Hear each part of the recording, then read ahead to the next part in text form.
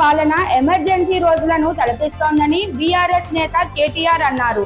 Social మీడియాలో ఒక post ను రీట్వీట్ చేశాడని బలహీన వర్గాలకి చెందిన శశిధర్ గౌడ్ అనే కార్యకర్తను పోలీసులు అక్రమంగా అరెస్ట్ చేశారని ఆయన విమర్శించారు.